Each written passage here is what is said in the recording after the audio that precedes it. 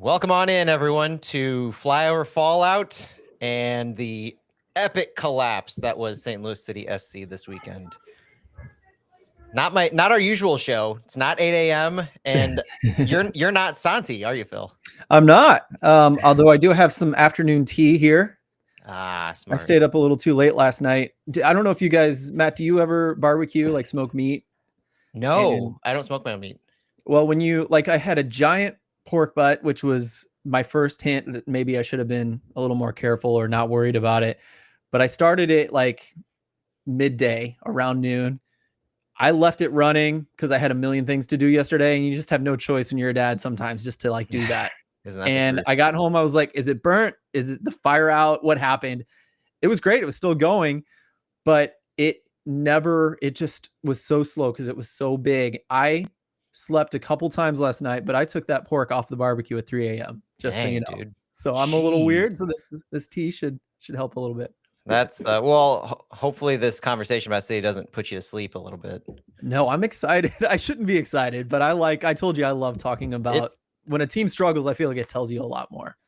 There's definitely a lot to talk about. I mean, it's not like it was boring in the sense of we don't have things to complain about because God knows there is plenty to complain about. And it's not just like surface level stuff too, because I've been going throughout today, kind of just going back and forth on how do we approach this? Like, what's the best angle? And we're going to get into a lot of different angles here, and we're going to try to do a lot in like an hour where we're going to talk about Seattle. We're going to talk about Union Omaha coming up. But you know, this team's in a really rough spot right now. We have 10 points in 11 games, which is 6 points off the pace of last season. And I think last season we've got a lot of like comparisons made to when Bradley Carnell was fired and what that looked like. But if you look back at the end, like just to set the stage for like how different this is right now compared to last season before we start recording on the pod, is at this point in last season, 16 points, 11 games, things weren't looking bad at all. Like we had multiple wins under our belt, multiple multi-goal games. There was no sign of an epic collapse around the corner. Things were going fairly well for St. Louis. We were off the pace, obviously, from our year one, but it was this point in the season, like right at the beginning, middle of May, that epic run of like 11 or 12 games without a win started. So there is a juxtaposition compared to last season. So it's not as straightforward as Olaf is off to this awful start. We're off the pace of last season, because it's a yin yang kind of thing where we're getting folks healthy now. At least that's the idea. Whereas last season, this was the start of everyone going down, having to use the short-term call-ups, not having to bridge the gap to the summer transfer window. So there's a lot of differences, but at the same time, it's hard to see this game as anything but a regression in a lot of different ways to me. Yeah, I agree. I think a regression is a perfect word for that. And, you know, I'm really glad I got to rewatch it today, because I think we can split what happened into separate parts. And I think we can even review some of the things we've wanted from them earlier in the season and look at their reactions to that. And I think a lot about preseason, what we looked like, what we were attempting to do in preseason, and how everything just fell apart so early in the regular season compared to that. So preseason was like, we got a whole preseason with the coach. I was excited. I was feeling good. We had a good team. Yeah. But then none of those players stuck around. So, you know, I think we're going to dig into a bunch of different problems that came from this game. And I think we can separate, in my opinion, different segments of this game into different memories from the season so far. Sounds good. Yeah, let's get going on the pod. I'll kick us off here in a second.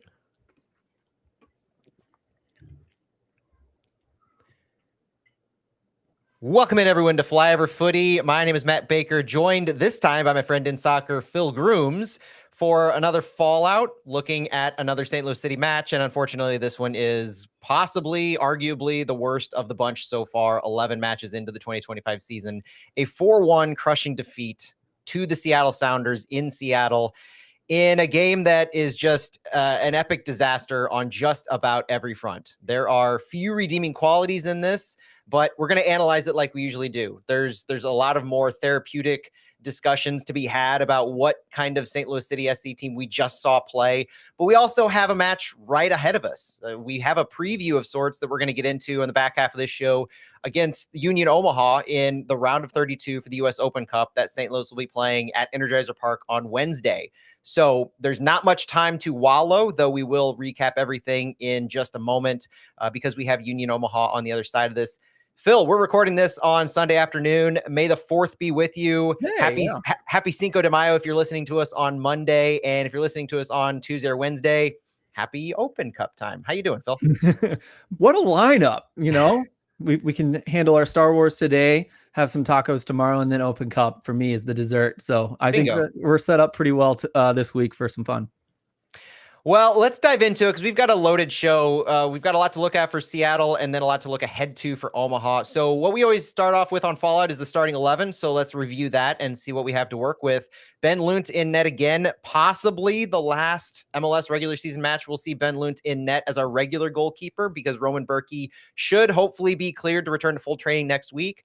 More to come on that later, but for now, Ben Lunt. We had Giannis Horn, Timo Baumgartel, and Josh Yarrow in front of him as our back three.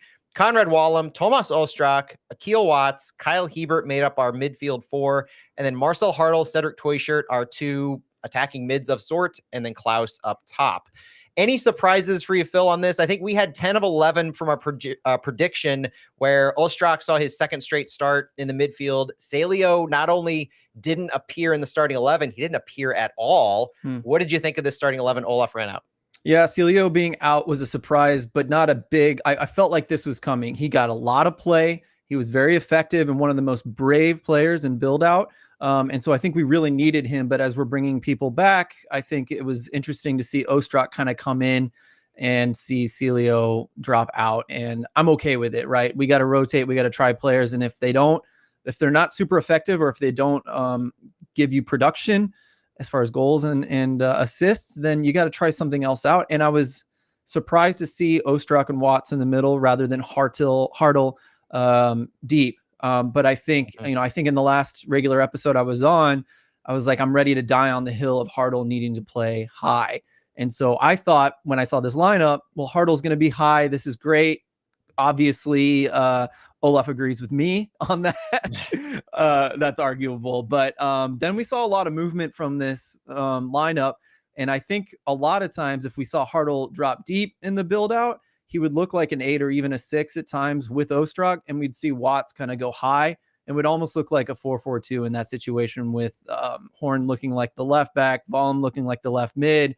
And it looked very seamless in that way. I think it was I don't know if that was a plan or if it just kind of were not so structured that guys can't float and fill space. So it was just something I kept noticing that kept happening. But I liked it. I liked the lineup. I was fine with it.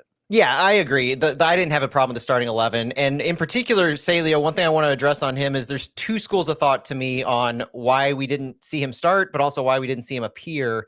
You've got the conspiracy theory angle where, and I've voiced this in various group chats and things, where he had some pretty key mistakes made in the past two of the past 4 games, 3 before this, that cost us about 3 points in 3 games, I think. One against Columbus, where he gave up the goal on the defensive mistake, and then obviously last game against LAFC, where he just gave the ball away and cost us 2 points there.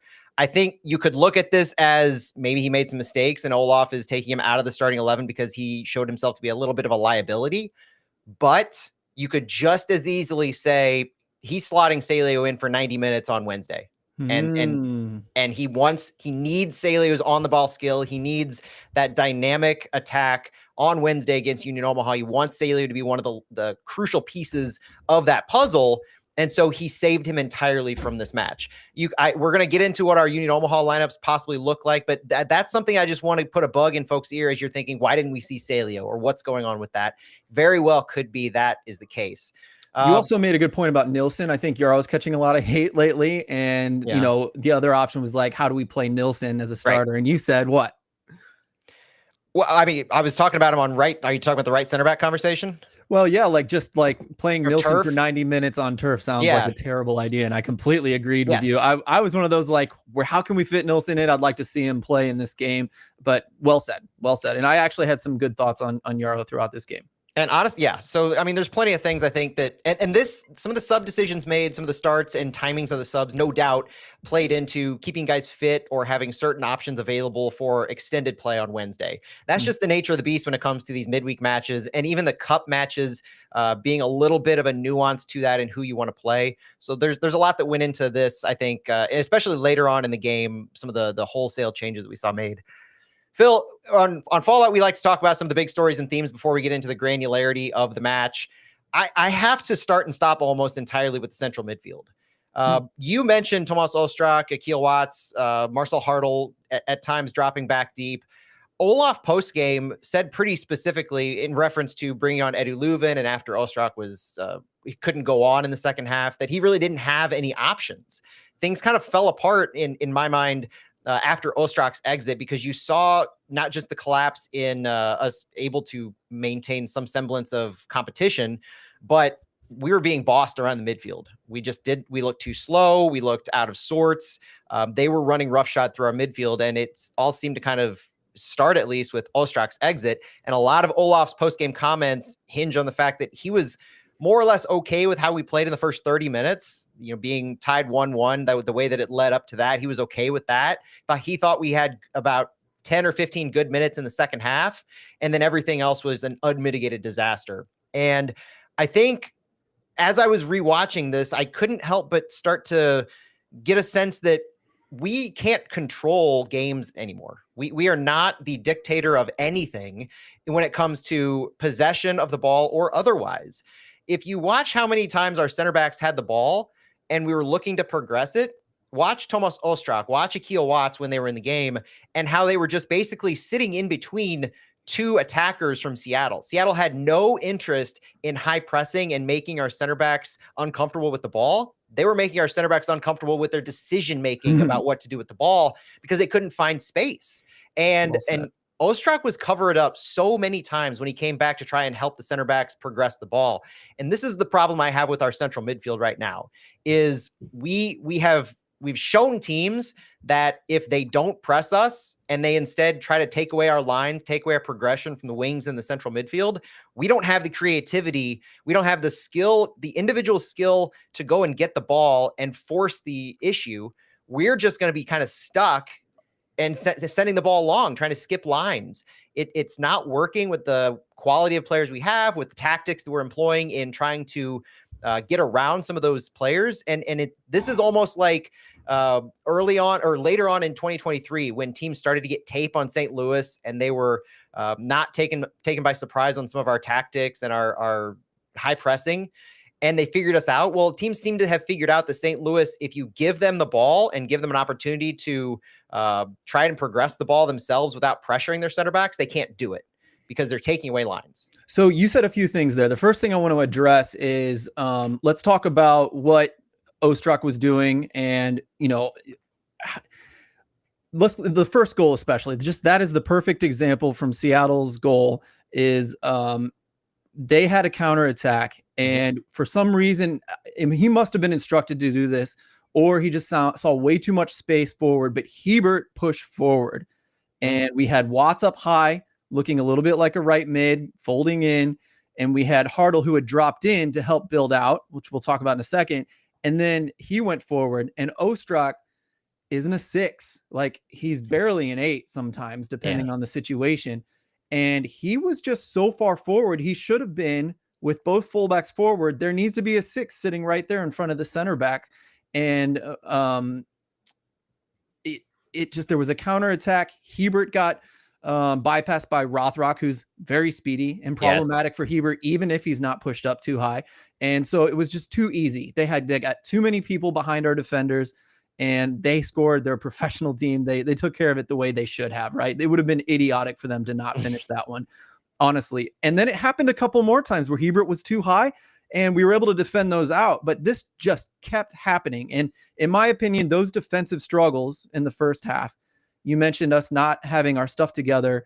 I agree. We looked bad. This used to be the thing that was like our bread and butter. Well, we don't have a 6 right now. And I truly think that is the only problem. And I think when we get Morales back, that'll help stabilize things a little bit. It was nice to push Watts up high because he's not brave in the build out, right? He's a better 6 defensively, but he's not brave in the build out. And I love that Melberg put Ostrak and Hartle in the build up, which is the other thing you were talking about, is he'd push Watts up high. Ostrak would be there to do the build out and he would get blocked, right? I love that you said that center backs were forced to make a decision that was a bad, hard decision.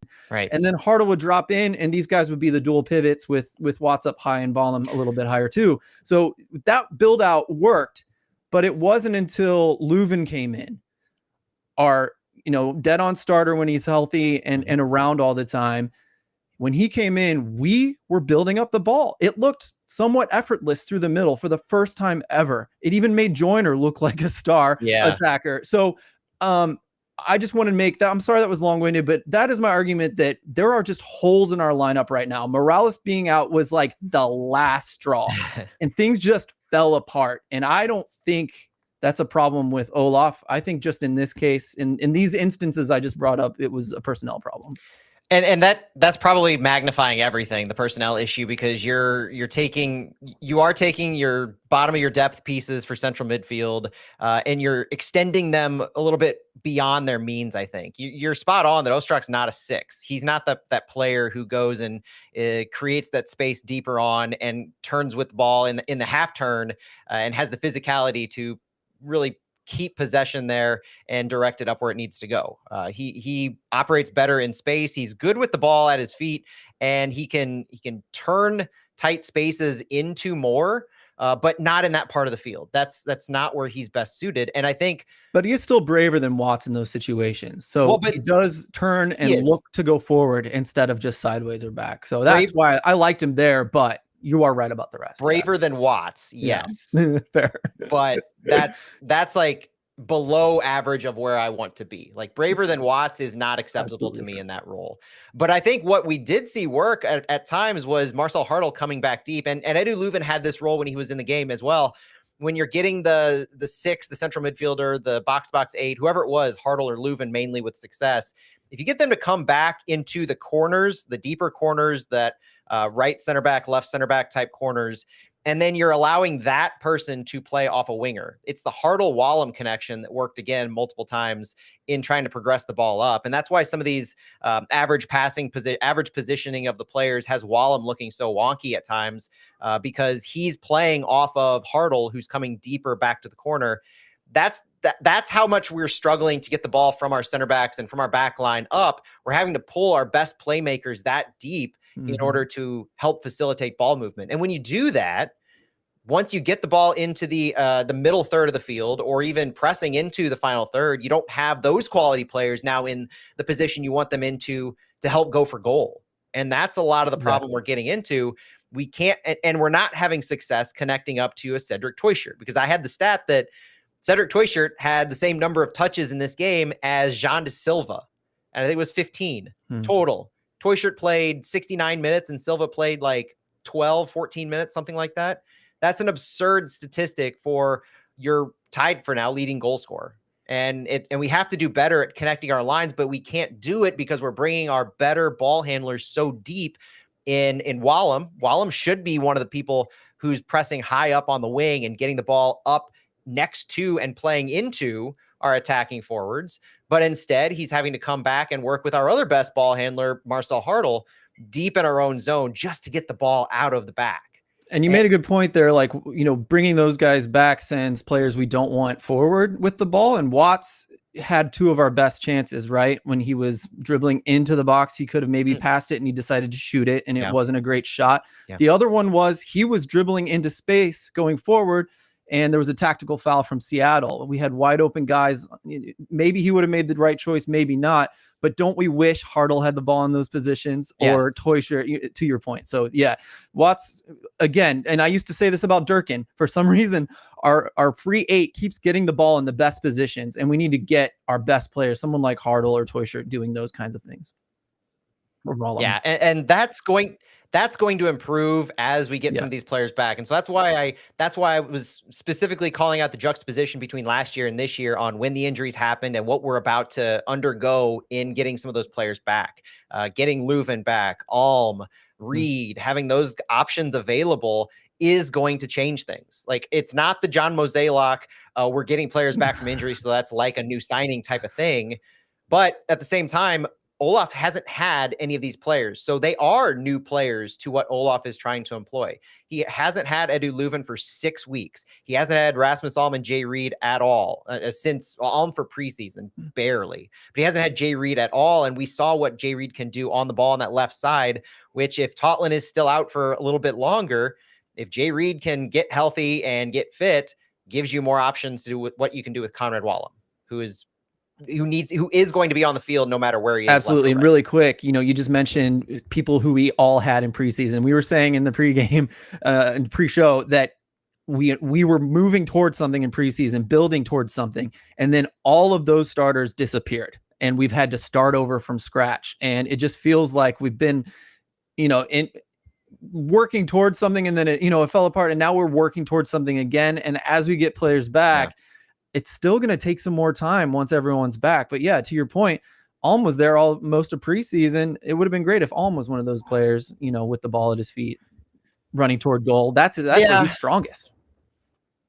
Yeah, and I don't necessarily on this show at least want to get into the complaints about the roster construction or the complaints about the depth that we have, because Abo in the chat, the depth is an issue because we have 2 unused U22 spots, a third missing in action, meaning Jake Goodwood-Reich. And yeah, there are legitimate complaints, like the one we mentioned last week on our show that I talked with Stu about. Why do we have Joey Zielinski on our roster if we continue to not utilize him? Or would there have been a better option in that role? There are legitimate questions about maximizing our roster that would have helped solve for some of these depth issues we're dealing with. But at the same time, our depth is better than it was last year. You can't argue that either. It's an incremental, it's not these massive steps. It's building year over year. It's not making these massive leaps and bound changes because we are not the highest spending team. And that is a factor when it comes to these U22 spots, because we know Jake Goodwood-Reich, it was an $800,000 transfer fee. Chris Durkin cost an arm and a leg when it comes to GAM and 2 useful players in Bartlett and Stroud. These players cost money. We haven't yet filled those spots, but it also leaves us flexibility when it comes to the summer window to sign potentially a third designated player who then we could go to the 3 DP model. We could then go back to the U22 model in the offseason next year when we pick up Klaus's option and he's a TAM player. There are things you can think ahead about in how to construct the roster that don't really, that's all, fine and well to think about then, but a certain amount of it affects this when we're talking about depth and things like that. But value of replacement players also plays into this. Like, if you're going to bring in a U22 player of the Jake Goodwood-Reich vein, he might not be ready for a bit. And so you're still looking at in the offseason, he might not be ready yet. So you're still looking at this same caliber of player going on right now. I don't get lost too in the nitty gritty of that, because I'm not too upset by the caliber of player that we have on our team, even with these depth issues. Like, Akil Watts to me is scraping the barrel of what I find acceptable to an MLS player in a central defensive role, but also in a right back role. He's serviceable. He's a good replacement player, but I don't want to see him used in an every game 90-minute role. Like, and he wasn't meant to be, right? So, people are calling out Lutz, and Lutz clearly, we had our roster that we had before Cardinal got fired, right? And then all of a sudden we bought a bunch of players. And then after that, we found out we had a stadium deal, right? So, the roster isn't maximized, and that absolutely could be Lutz's problem, or a quality problem could be Lutz's issue, but it could also just be a money thing, right? If we have open slots and no one's filling them, I imagine Lutz would love to fill those slots. And maybe he wouldn't. Yeah. I don't know, but between money and a non-maximized roster, we have to think about ownership and Lutz at the same time. So just don't forget that is all I'm saying. Yeah. Getting back to the game at hand, though, the Sounders, instead of going kind of goal by goal in the first half, I mean, both first half goals, if we get into how this game actually flowed through, and to Olaf's point post game, talking about kind of happy with how the first game, or at least okay with how the first 30 minutes of the game went. The only thing that was really disappointing to me in that first half, outside of our usual now inability to generate any quality chances, because the first half, Seattle had 3 shots on target, 13 total shots. We had 1 shot on target, 3 total shots.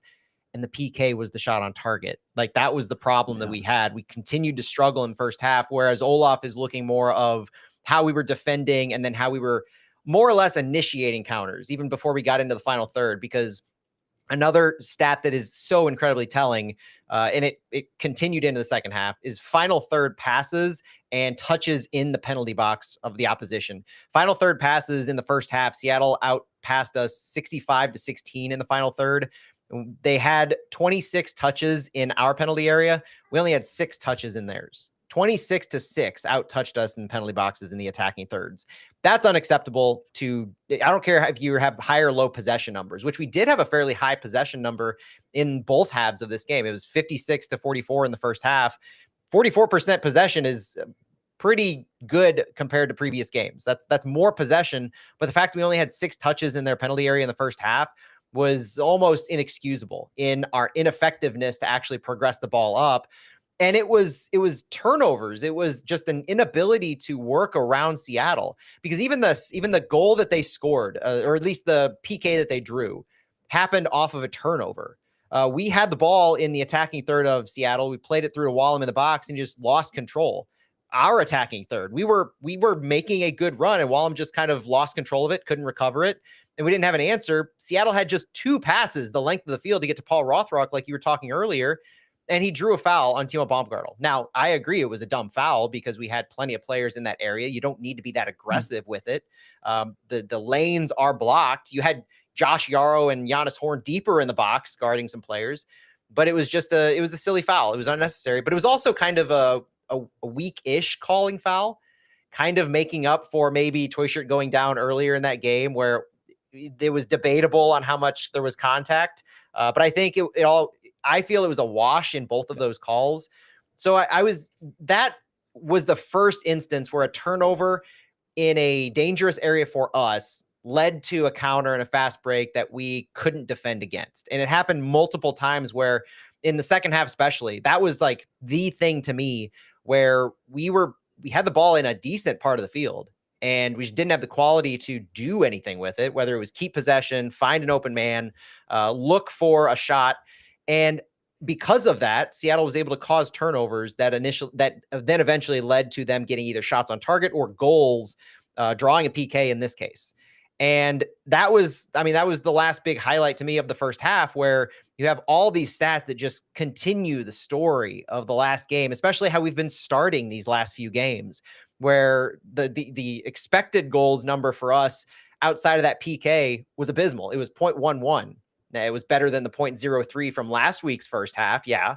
But this is unacceptable in how we start games, so ineffective in our attack. And it's not just one game and then we have a good game and then we revert. This is a theme in how we are starting so slow in our ability to have consistent chances created and really generate anything more than an anemic shots on target output. It's frustrating in how we've been doing this multiple games in a row. Yeah, I try to keep in mind too what kind of team we are, and at this point, it's a defend first team usually, with some major problems with that in this game. But I think that's a 1 game off problem. But I think we're a defend first team, and we want to hit them in transition, and those stat lines are what it looks like when St. Louis is going to be away. We're going to defend. We're not going to get that many touches in the final third. Now, what we need is better accuracy or people more open. Things need to be planned out a little better or figured out somehow. Like, how do we get Klaus open, or how do we get Klaus more successful when we just lump the ball up to him, or how do we get certain people with the ball at their feet moving forward, people like Toyshirt and Betcher, instead of Klaus, with his just getting clobbered with his back to goal, you know what I mean? Over and over and over. So, I just want to keep these kind of thoughts in mind as we get people back. I don't think those numbers are going to change a lot, but it doesn't mean we can't have those numbers and still be successful. That's fair. And that's a really good point, actually. I'm glad you made that distinction. I don't necessarily have a problem with low possession numbers. I do subscribe to the theory that you don't have to have high possession to equal a good offensive output. The two aren't married as a concept. You can have 30-40% possession regularly and still have 10 to 15 shots and a good XG per game. It's easy to do if you're quality on the counter, if you are good in transition, and especially if you have the individual quality, like we saw of Denny Bawanga at the end of that LAFC game, where that wasn't a possession-based attack at all. That was a picture-perfect example of what we oftentimes look to do in create a turnover and then go direct to goal. You can do that. You can do that in what we're trying to do, but we just haven't had the quality to be effective at that. And that's maybe that will come with the depth and the return of some injured players. Jean de Silva had a good second half, I thought, in what he was showing. You saw glimpses, flashes of what he could do if we can get the ball to him in better areas. He was having to come back an awful lot. Getting a little ahead of myself. Well, can I say something about that real quick? It was interesting to see Jean de Silva come in, and he was dropping deep. He was almost a 10, I think, on purpose, even though that's a little bit, we can talk about that another time, but he was dropping in a lot. And at first I was like, what are we doing here? That is not his role. He didn't make a good turn on transition, and he passed it backwards, and we lost our transition. I was pissed. But later he was dropping in, and he was being a lot more, honestly, and later in the game, so maybe that's why he was finding more open space and being more successful with hold-up play than Klaus by a long shot. He looked way better. So that was interesting to me. Is Klaus one thing we're going to figure out that he's a problem? Maybe we're using him in a way that we shouldn't be, or can Silva fill that role in a different way and be more successful moving forward as we incorporate him? And again, just all the problems you've mentioned, Seattle they're just adding little players and tweaking their style a little bit. We are still blackboard, like trying to build something, just trying to find success in tiny different ways as we get more people back. So we are just so far behind. Once we get people back, we can start building this and start remembering and knowing where people are after another 5, 6, 7, 8, 10 games, and actually look like something once we hit the playoffs. But it is just falling apart, and we're just having to build from scratch over and over and over. And Silva, at least, is something I think we can build on. Before we go into the second half, for our live stream viewers especially, I want to drop some breaking news. The City 2 lineup, as we're recording this, just dropped for their game on Sunday against Dynamo 2. In the starting lineup for City 2 on today, May the 4th, is Jake Girdwood-Reich and Jay Reed. Nice. Jay Reed is starting for City 2 this weekend, along with Miguel Perez, Brendan McSorley, Emil Jaskalainen, a lot of guys who we may forecast for the U.S. Open Cup, but also on the bench for City 2 is Rasmus Alm. Oh, wow. Do you think starting those homegrown players or City 2 players means they may not play, or at least not start on Wednesday? I think we'll have to see how many minutes they get, because I don't look for them to go the full 90, and that will indicate probably a propensity to play for City. I'll just say, when Ostrak went down, I was like, you could have put Miggy on the bench. You could have done it. You jerk. You could have. Well, but I want to drop that because that'll play into later on. Let's get into the second half really quick, because that's where kind of the meat and potatoes of this game really happened. Ryan Kent ended up being a game changer, and he subbed on after that period that Olaf really referred to as a good part, a decent part at least, to start the second half. And then Ryan Kent came out from Paul Rothrock. Rothrock, we know, had the speed. You talked about it in the first half. And then Kent had the surprising ball handling skills, the ability to find players in transition. And then as soon as he came on, Ostrak went down. Ostrak went down kind of in the run of play. Olaf didn't say anything post-game outside of he hoped it wasn't anything more than a strain. He talked to Ostrak as he was coming off the field. They didn't do any evaluations yet when he talked to the media after the game. Hopefully it's just a strain, just a tired legs type of thing, and it's nothing too overly serious than that. The change that occurred at 58 minutes, though, was bringing Makai Joyner on to go basically take his spot. Joyner seemed to play on the right side a little bit more in the midfield, but it was notable. This played into what I said at the very beginning of the lack of central midfield depth. Olaf said specifically he didn't want to bring Edu Leuven in that early. He didn't want to have to use Leuven for as much as that would have called for. But then I think the goal that occurred right after that, Obed Vargas scoring from Ryan Kent, kind of changed things a little bit, if I had to guess, because Leuven came on like 10 minutes later. And so, you're saving his legs 10 minutes of that time. His fitness, obviously, he's only returned to training just this week, but now you go down. Now it's a little bit more of an urgency to do something to add in quality players and to shore up your midfield. Because this goal, the play right after Joyner came on for Ostrak, was a goal kick from Stefan Fry that was kicked to the attacking half. I think Wallem had a header on it, but it was controlled by Seattle into the attacking half. And they just played it over to their left wing, left channel, a few quick passes, boom, boom, boom. Obed Vargas had a shot that was deflected by Timo Baumgartel in that left channel of the box. And it was just quick work where St. Louis just kind of seemed flat-footed.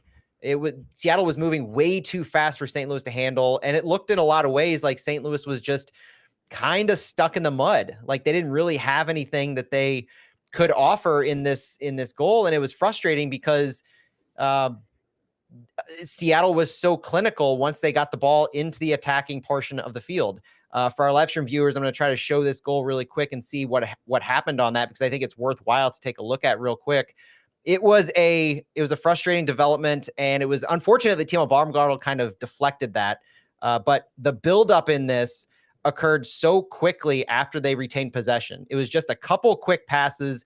Space existed in spades between the back line and the midfield as Joyner is just kind of scrambling to cover any player. And Akil Watts just gets completely worked over as they work the ball back and forth between a shot. And so you see Joyner kind of scrambling. You see Akil Watts kind of getting worked over really fast. A lot of frustrating things that led to that. And that, to me, was the first of what ended up happening a couple different times, where we just seemed like we had cement for our cement in our shoes, and we couldn't move as fast as Seattle was. Yeah, I completely agree. And again, that's like second nature to them because they've been together so long and working towards something for so long. But I agree, like Joyner and Watts and even Hebert, like not closing guys down quite well enough. And Watts diving in like that while they're like moving forward, they're light on their feet. He dives in and just gets bypassed in a give and go, which is like, it's just not, it's the least veteran move he could have made in that moment. I know it was a chance toward a big turnover. I get it. But, you know, between Joyner and him trying to cover two veteran Seattle, really quality players, it just went bad. And so again, like if we had Morales in there, I think it would have looked at least a little bit better.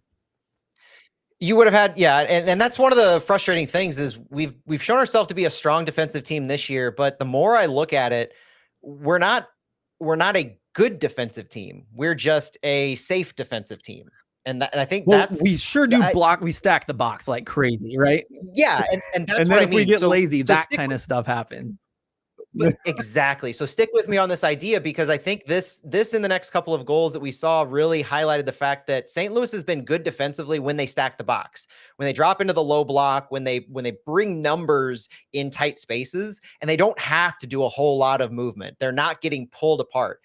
Teams that have worked the ball around us and had scored goals against us. I'm thinking back to Columbus. I'm thinking LAFC did this at times as well, where they're good at passing the ball in tight spaces. They're good at possessing the ball, and they draw us out of those shapes. When we get outside of our 5-4-1 primarily, then teams are able to convince us to take that little step up, where Akil Watts stepped up into space, essentially, instead of taking a step back and preventing that kind of give and go, where it's, if you can convince one of the individual City defenders to make a wrong move, then you know they're not going to have the recovery. They're not going to be capable of the recovery to get the ball when you play it behind them. And that's what Seattle was taking advantage of so much yesterday. It wasn't necessarily the fact that they were having an overwhelming number of passes in that area, because LAFC had a ton of passes in the final third. They had a ton of passes in our defensive half of the field, but they weren't as dangerous because they weren't as good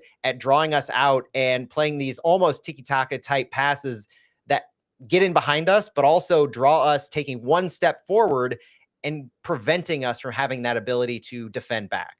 Akil Watts, it happened to Kyle Hebert, Josh Yarrow, it happened to all of them.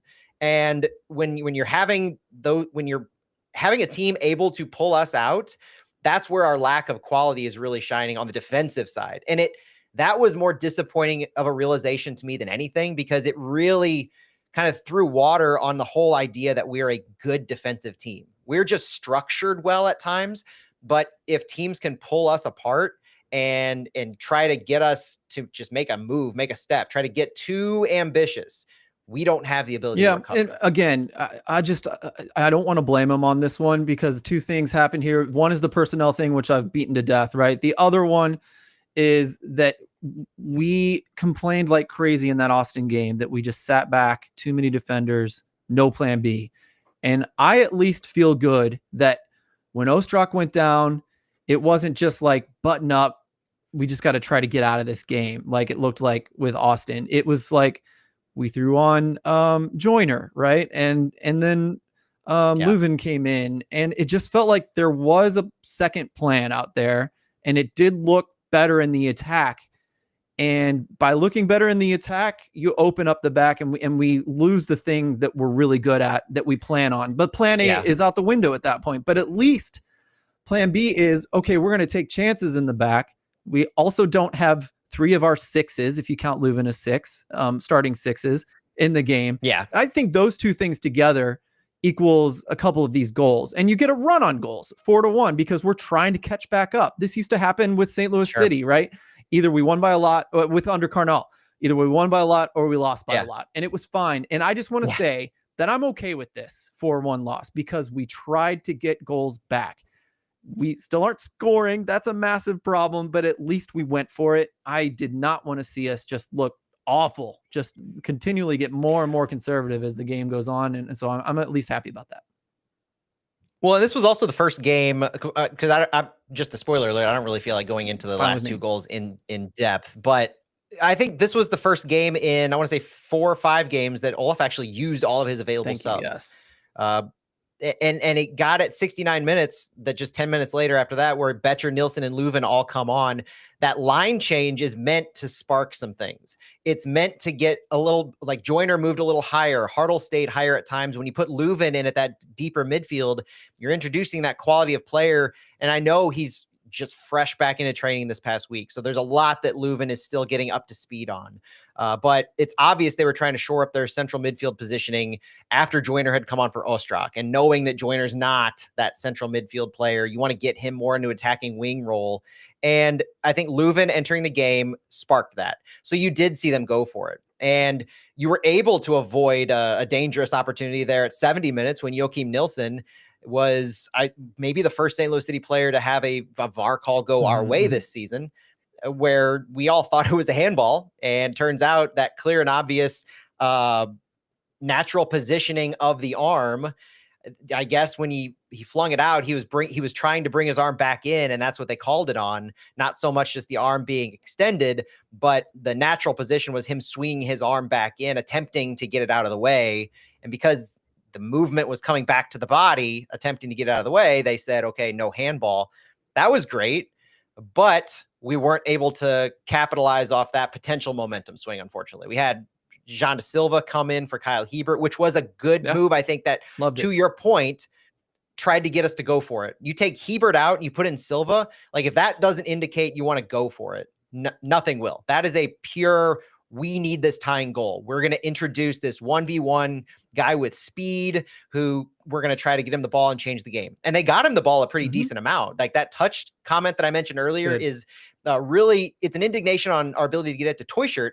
But at the same time, it's great for how much we were getting it to Silva. Whether he was playing at that 10 midfield position, you want him to be able to, I'm okay with him stretching the field a little bit with the ball. And Hartl was up high more often when John Day came in. And I liked having Joyner as just a more out and out attacker. He looked more dangerous, even though it was nice to see. It worked. And I'd like to see more of that. And especially if we start using a wide attacker like Joyner, or we start playing other people at right mid, even in flux, even if that's not their position in defending, like getting someone like Durkin in there or even Morales is going to help so much, because that can be your third defender. Instead of 3 center backs, if we're only having 2, bringing someone like Durkin makes a lot more sense. Even JGR could have been good in that position. And then we have fullbacks pushing forward. We have attacking minded players being in the final third, like Hartl and Joyner and whatever, you know what I'm saying? So I really enjoyed that. I would love once we get plan A a little bit better, I would love to start incorporating those things into the first half as well. Yeah, and we're gonna see what Jake Goodwood-Reich in the central midfield looks like Yeah. at City 2 on Sunday. That's for sure. And So today, if you're maybe. listening to this on Monday or Tuesday, yeah, you're gonna know. But I think in the rest of the game, the biggest takeaways on those two goals, that the third and the fourth goal, is that they were both initiated by turnovers. St. Louis turned the ball over, and then Seattle on that turnover on the counter. One of them was, I think I counted 16 passes that they strung together after they forced a turnover. The next one was more of a transition where Ryan Kent almost carried it the length of the field. But the takeaway is that we turned the ball over, making unnecessary mistakes. One was a Leuven turnover with kind of a higher pass that was taken by Seattle in the midfield, where he just kind of just kicked it. He didn't seem like there was intention behind it. And the second was Leuven I think he was trying to read a through ball between line, passing it, trying to skip a line in his passing, and it was just taken by the back line of Seattle, and then they moved it forward. So that's also going to be an instance of Leuven just getting his game minutes, because he's going to make less mistakes the more game time he has, the more practice time he has, the more comfortable he is in getting back into this offense with the ball at his feet. Last thing I want to say is that pressing needs to be part of our identity permanently. We have the players to do it, and there were moments when the pressing really, really worked. We didn't capitalize. That's something they can work on as well. But there were moments throughout the game where I feel like St. Louis had their best chances or Seattle looked their worst when we kind of trapped them in their own third, and things happened, right? And I think that's something they can improve on and at least make it just, that's, part of plan A, is making sure we're pressing in the right moments and trying to pin people back. So yeah, I like that. Yeah. And the follow-up to the press. So it's not just those forwards who are high pressing and getting involved in the defensive lines. It's the next couple lines in response to that. So you have to shore up. If you're going to high press and really commit to creating a turnover in the attacking third or the attacking half even, then you need that follow-up. You need the midfielders to be positioned well to cut off those lines subsequent. So you don't allow them to break through the midfield. You don't allow them to break through your high press, because you're more or less being lazy in your follow-up lines. That's just as important. And honestly, it almost feels like they're not going to do that because they know there's about to be a break, a little tiny break, right? Anytime the press is broken, everyone's going to sprint back, and you can tell those midfielders don't want to push forward and just have to turn around and run back again. So I think that's a system thing. I completely get so frustrated when I see like the 8s or 6s could be pressing there and they choose not to. It feels like it's a system thing. It's like everyone's prepping to go bunker in for the rest of the play. I agree. And I think that's a great point of getting caught between two mindsets and the not having that immediate instinct and acting upon it, but always trying to. More so, I'll just say it's the plan. I think we can blame Mellberg for that. Like, I think that's what he wants, in my opinion. I could be wrong, but we should at least consider that. I like that. You ready to look forward to Union Omaha? Sorry, everybody. I talked too much to get more of this in. No, I like it. I think it's necessary after this kind of game, but we do have to turn the page at some point, and it might seem really soon to turn the page, but I'm ready to turn the page. Part of it's looking at this City 2 lineup that I'm staring at with Tyson Pierce, Jay Reed, Cam Silly, JGR, Miguel Perez, Brendan McSorley, Emil Yaskalainen, and thinking I want to watch this game, but also I want to see some of these guys against Union Omaha. And before we get into what City might look like against Union Omaha, let's set the stage for what Union Omaha has been doing this year and who they are. Union Omaha is a team in USL League One. They're a third division league in U.S. soccer, and Union Omaha has been a perennial contender in the U.S. Open Cup.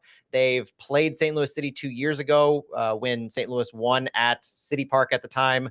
I think the score was 5-1 in that game. But this is now the second meeting of these two teams.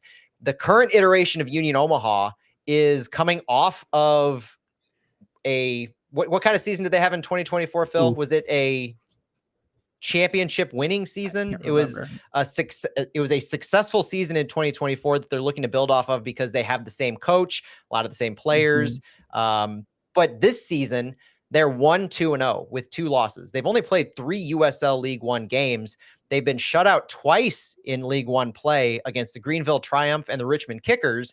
And they just haven't played back-to-back league matches this year. They've been going back and forth in those early U.S. Open Cup rounds. So there hasn't been a lot of consistency in trying to find league form because they might have only had 1 win in league play, but they've won 3 times already in the U.S. Open Cup. So overall, successful start to the season, but it's been I would say they've been really focused on the US Open. And I love this team. First in League One in 2024, it was their third Players Shield, so they won the Shield, and then they were also champions in the playoffs. So there you go.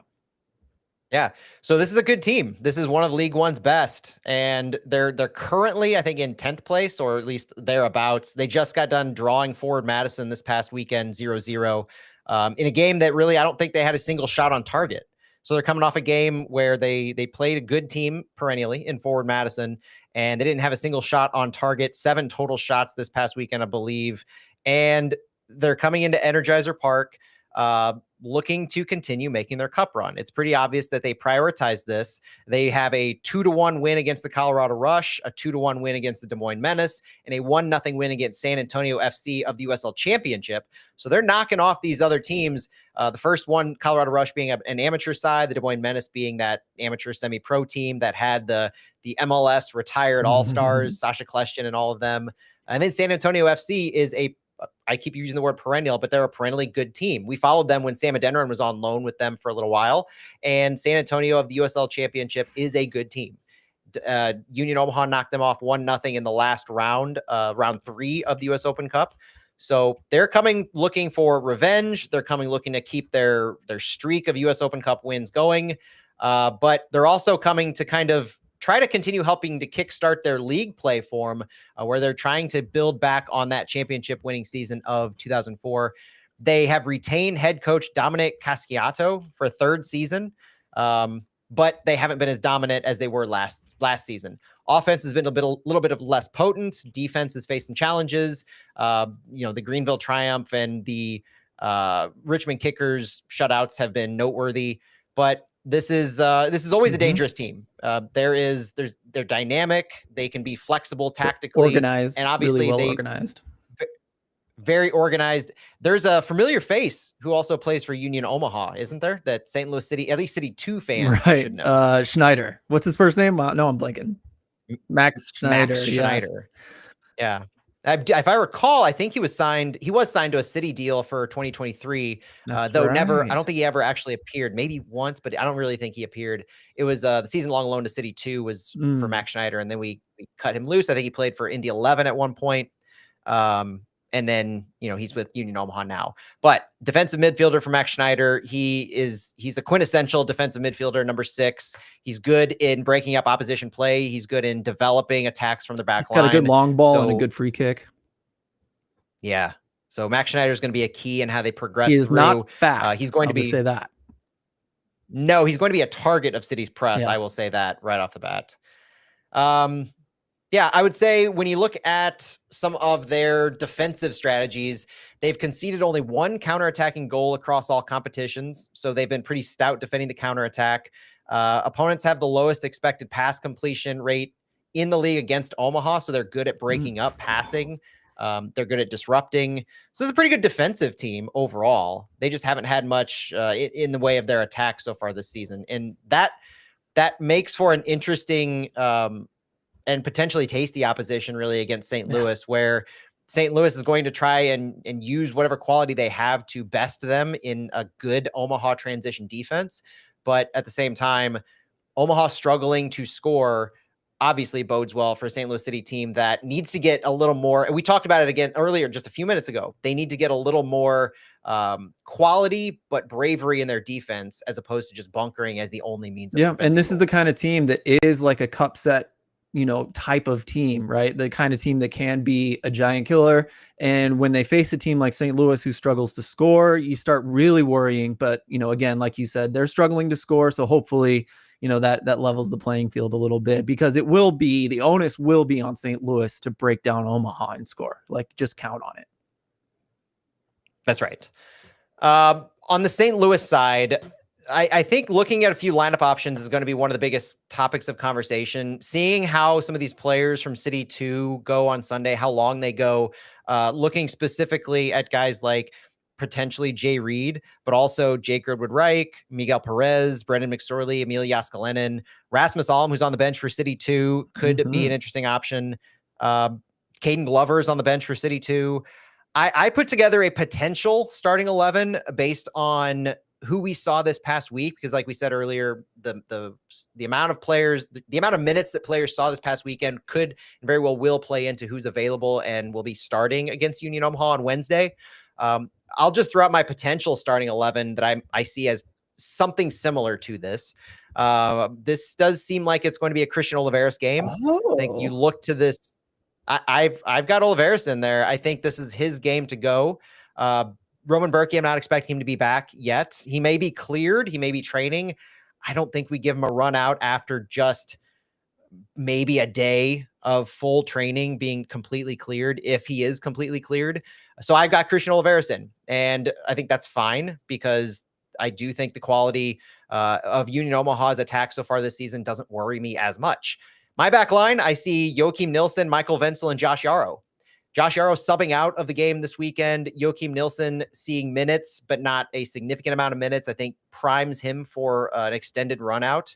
And then Michael Wenzel is an obvious choice, just having not seen much time. Though the only thing I will say about Michael Wenzel, and this goes as well for Joey Zielinski and potentially some of the other players that we mentioned from City 2, if they haven't been getting a ton of minutes or any minutes for City, it gives me a slight pause that Olaf would run them out there, because his comments on Jake Girdwood Reich last week of he hasn't played at all, so we want to get him time with City 2 before he comes and joins us. Michael Wenzel, Joey Zielinski have not played at all for City. And so are they in that same boat where he's not going to throw them out there because they haven't seen minutes and they're not in form? I don't know, but I'm going to err on the side of, yeah, we might as well see them because we haven't so far. I do think this is a Mekhi Joyner starting game. I actually have Joyner starting on the left wing back side with Alfredo Morales and Tomas Ostrak at central midfield. Now, Ostrak's completely dependent upon if he's actually picked up a knock in this past game. But having subbed out so early, I do think this is an opportunity to see more time for Ostrak in there alongside Alfredo Morales, who is that more of a defensive midfielder and can open up where Ostrak is able to go. And then on the right wing back side, why not just go with Joey Zielinski? I don't know. I don't know who else you would play because I'm trying to rest Hebert here. I know Hebert subbed out there at the end of the game for Silva, but Hebert and Marcel Hartl are the only two players who have started all 11 games for St. Louis City. I don't know why you wouldn't rest Hebert a little bit, because he's been such a focal point of your entire starting 11 throughout now. So I've got Zielinski in there. And then my attack, because that's a 3-4, I've got Salio, Simon Betcher, and Jean Silva. I think Salio is an obvious choice because he didn't feature this past weekend. So he's as sure of a lock to this starting 11 as anybody. Simon Betcher is as well because he hasn't started a game in MLS in a little while. And then I don't know if Jean Silva is good to go for at least 45, though he came into St. Louis fit and ready to go. This isn't a question of fitness for me for him. It's comfortability in the system. Does Olaf trust him to go and start this one out? And I think there's a lot of opportunity there. And this gets us that Salio Silva left, right, speed, 1v1. This could be a good opportunity to preview what that could do in MLS. Yeah, I agree with everything you just said. I brought this up in another show, but Olivares came from Omaha. So I'm with you. Did you say that already? I'm sorry if I'm repeating you. No, that's a good stat though. Yeah, you like to play the guy when he's playing his old team, and he's due. Honestly, he's due a start. I agree with you on that one. Did you say that Wenzel, Nilsson, and Yarrow are your perspective? What you think? Okay, projected. Yes. Yep, I wouldn't change a thing. What about subs? Cool. Subs. So subs to me depend on the approach. Are you going to go more keeping the guys who see a lot of minutes from City and then leaving them as options later in the game? Or do you just completely rotate and say, we're giving Klaus the night off, we're giving Hartl the night off, we're giving Toyshirt the night off? They're two completely different schools of thought, because if you want to leave those kinds of guys as options for your bench and maybe bring them on just in case things are really needed, you need a Hartl to go up against a Union Omaha from League One. I can see a mixture of that, but I see some short-term loans. Given the City 2 lineup here, I like maybe Rasmus Alm, Jay Reed on that bench, Kyle Hebert on the bench. I've got Colin Welsh as my backup keeper. So I actually have Christian Oliveras and Colin Welsh as my two keepers for this match.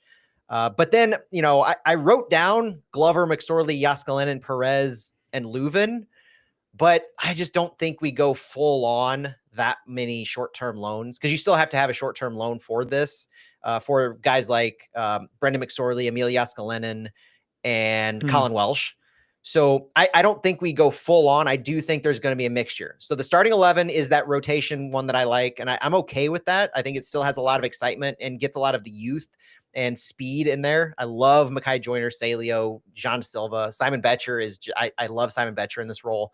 But then I think we still keep like Toyshirt, Hartle on the bench, Klaus on the bench, along with Leuven, Hebert, maybe Almond Reed, but you know, you could easily see Brendan McSorley and Emil Jääskeläinen also find time there, and I wouldn't be upset. Same here. I want to see Perez on the bench for sure, and I'd like to see Alm get time. Yeah. I wouldn't mind getting Leuven some time, even if the game doesn't call for it, just to kind of get him back up to speed.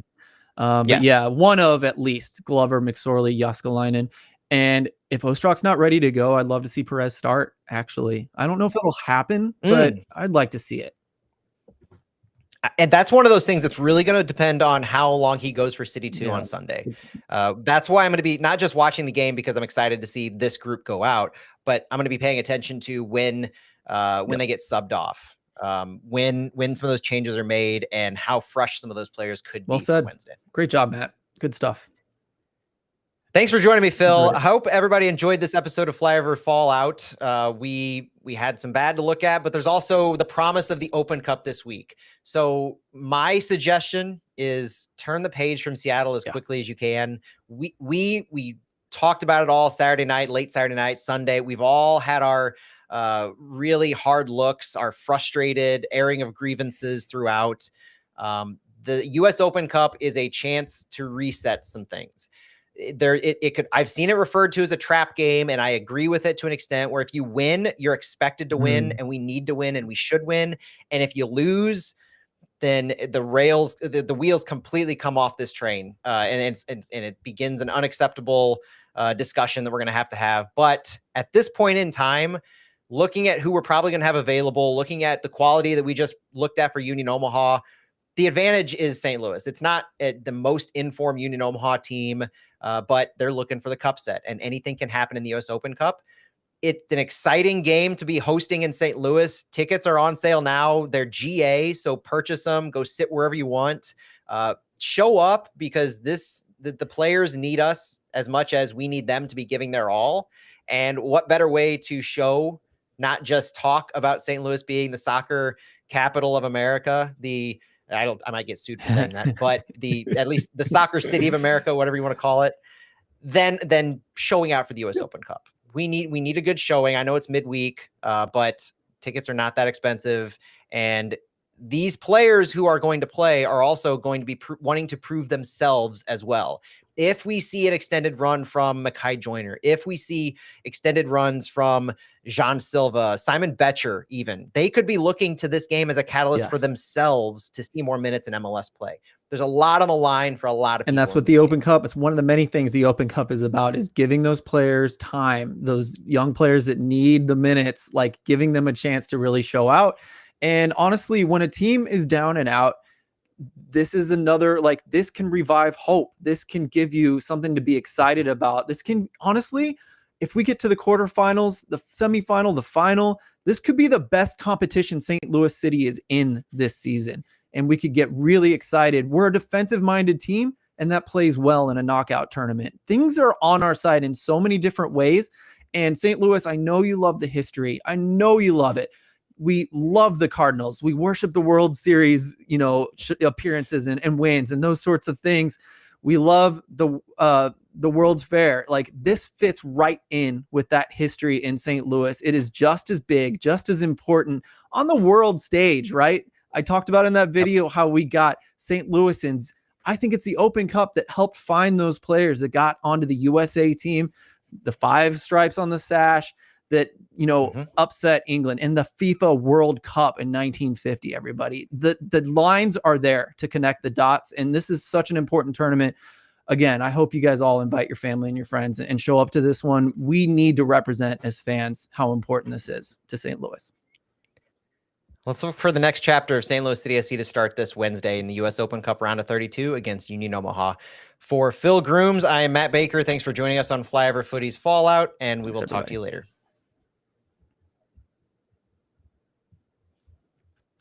All right, dude. Thanks everybody for joining us. If you get a chance to tune into the City 2 game or go to the City 2 game, if you're able to make it down there, that's great. Enjoy the rest of the day. May the 4th be with you.